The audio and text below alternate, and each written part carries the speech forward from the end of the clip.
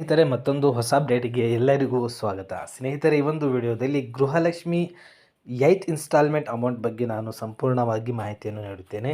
ಸ್ನೇಹಿತರೆ, ಆಗಸ್ಟ್ ತಿಂಗಳಿಂದ ಸ್ಟಾರ್ಟ್ ಆಗಿರುವಂತಹ ಗೃಹಲಕ್ಷ್ಮಿ ಯೋಜನೆಯ 2,000 ಹಣ ಇವಾಗ ಮಾರ್ಚ್, ಅಂದರೆ August, September, October, November, December, January, Feb and March ಒಟ್ಟು 8 ತಿಂಗಳಿಗೆ ಒಟ್ಟು 16,000 ರು ಜಮಾ ಆಗಿದೆ.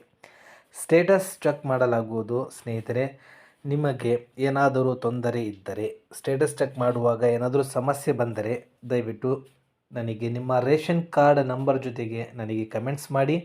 ನಾನು ನಿಮ್ಮ ಸ್ಟೇಟಸನ್ನು ಫ್ರೀಯಾಗಿ ಉಚಿತವಾಗಿ ಚೆಕ್ ಮಾಡಿ ನಿಮಗೆ ತಿಳಿಸುತ್ತೇನೆ.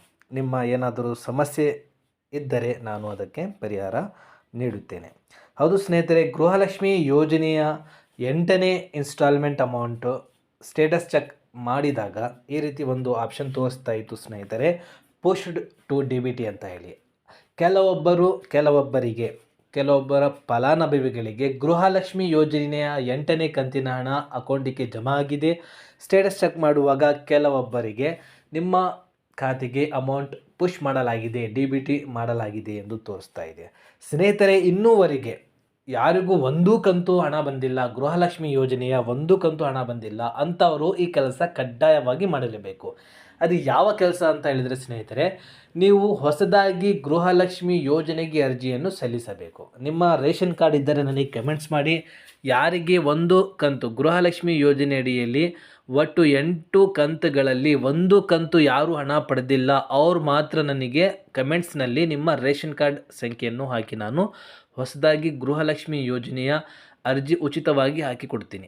ನೆಕ್ಸ್ಟ್, ಕೆಲವೊಬ್ಬರಿಗೆ 1 ಕಂತು ಬಂದಿದೆ, 2 ಕಂತು ಬಂದಿದೆ, 3, 4, 5, 6, 7, 8 ಬಂದಿಲ್ಲ ಅಂತ ಅವರು ಏನು ಮಾಡಬೇಕಂತ ಹೇಳಿದ್ರೆ ಸ್ನೇಹಿತರೆ, ಮೊದಲನೆಯಾಗಿ ನಿಮ್ಮ ರೇಷನ್ ಕಾರ್ಡ್ನಲ್ಲಿ ಇರುವಂತಹ ಎಲ್ಲ ಮೆಂಬರ್ಸ್ಗಳ KYC ಆಗಿದೆಯೋ ಅಥವಾ ಇಲ್ಲೋ ಅಂತ ನೀವು ಚೆಕ್ ಮಾಡಬೇಕು. ಅಕಸ್ಮಾತ್ ಚೆಕ್ ಮಾಡಿದಾಗ ಎಲ್ಲರದು ಆಯಿತು ಅಂತ ಹೇಳಿದರೆ ಗೃಹಲಕ್ಷ್ಮಿ KYC ಅಂತ ನೀವು ಮಾಡಿಸ್ಬೇಕಾಗುತ್ತೆ ಸ್ನೇಹಿತರೆ. KYC ನಿಮಗೆ ಮಾಡಿಸ್ಬೇಕಂತ ಹೇಳಿದರೆ ಸ್ನೇಹಿತರೆ, ಅಂಥವರು ಸಹ ನನಗೆ ರೇಷನ್ ಕಾರ್ಡ್ ನಂಬರನ್ನು ಕಮೆಂಟ್ಸ್ ಮಾಡಿ. ಅಂಥವರಿಗೂ ಸಹ ನಾನು ಉಚಿತವಾಗಿ ಗೃಹಲಕ್ಷ್ಮಿ KYCಯನ್ನು ಮಾಡಿಕೊಡ್ತೀನಿ. ಸ್ನೇಹಿತರೆ, 2 ಕಂತು, 3 ಕಂತು, 4 ಕಂತು ಬಂದಿದೆ, 5, 6 ಬಂದಿಲ್ಲ ಅಂಥವರು ಸಹ KYCಯನ್ನು ಕಡ್ಡಾಯವಾಗಿ ಮಾಡಲೇಬೇಕು. ಇದು ತಿಂಗಳ 31ನೇ ತಾರೀಕು ಒಳಗಡೆ ನೀವು ಕಡ್ಡಾಯವಾಗಿ KYCಯನ್ನು ನೀವು ಮಾಡಲೇಬೇಕು. ನೆಕ್ಸ್ಟ್ ಸ್ನೇಹಿತರೆ, ಕೆಲವೊಬ್ಬರಿಗೆ ಮತ್ತೆ ಹೊಸದಾಗಿ ನೀವು ಅರ್ಜಿಯನ್ನು ಸಲ್ಲಿಸಿದ್ದೀರಿ, ಆದರೂ ನಿಮಗೆ ಗೃಹಲಕ್ಷ್ಮಿ ಯೋಜನೆಯ 2,000 ಹಣ ಬಂದಿಲ್ಲ ಅಂತ ಹೇಳಿದರೆ ಅಲ್ಲಿ ನೇಮ್ ಮಿಸ್ ಮ್ಯಾಚ್ ಅಂತ ನೀವು ತಿಳ್ಕೋಬೇಕು. ನೇಮ್ ಮಿಸ್ ಮ್ಯಾಚ್ ಅಂತ ಹೇಳಿದರೆ ಸ್ನೇಹಿತರೆ, ಫಲಾನುಭವಿಯ ಬ್ಯಾಂಕ್ ಪಾಸ್ಬುಕ್, ರೇಷನ್ ಕಾರ್ಡ್ ಮತ್ತು ಆಧಾರ್ ಕಾರ್ಡಲ್ಲಿ ಒಂದೇ ಹೆಸರು ಇರಬೇಕು. ಇಮ್ರಾನ್ ಅಂತ ಇದ್ದರೆ ಇಮ್ರಾನ್ ಅಂತಲೇ ಇರಬೇಕು, ಇಮ್ರಾನ ಅಂತ ಇರಬಾರ್ದು. ಯಾಕಂದರೆ ಸ್ನೇಹಿತರೆ, ಇವಾಗ ಗೃಹಲಕ್ಷ್ಮಿ ಯೋಜನೆ ಅಡಿಯಲ್ಲಿ ನೀವು ಹಣ ಪಡಿಬೇಕಾದರೆ ನಿಮ್ಮ ರೇಷನ್ ಕಾರ್ಡ್ನಲ್ಲಿ ಇರುವಂತಹ ಹೆಸರು ಮತ್ತು ನಿಮ್ಮ ಆಧಾರ್ ಕಾರ್ಡ್ನಲ್ಲಿ ಇರುವಂತಹ ಹೆಸರು ಮತ್ತು ಬ್ಯಾಂಕ್ ಪಾಸ್ಬುಕ್ ಖಾತೆಯಲ್ಲಿ ಇರುವಂತಹ ಹೆಸರು ಹೊಂದಾಣಿಕೆ ಆಗಬೇಕು. ಒಂಚೂರು ಮಿಸ್ ಆಗಬಾರ್ದು. ಸ್ಪೆಲ್ಲಿಂಗು ಎಲ್ಲ ಸೇಮ್ ಇರಬೇಕು. ಅಂದರೆ ಒಂದು ಸ್ಪೆಲ್ಲಿಂಗು ಮಿಸ್ ಆದರೆ ನಿಮಗೆ ಆ ಹಣ ಬರಲ್ಲ.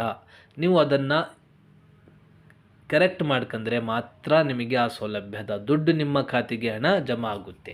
ಇಲ್ಲವಾದರೆ ನಿಮ್ಮ ಖಾತೆಗೆ ಹಣ ಜಮಾ ಆಗುವುದಿಲ್ಲ.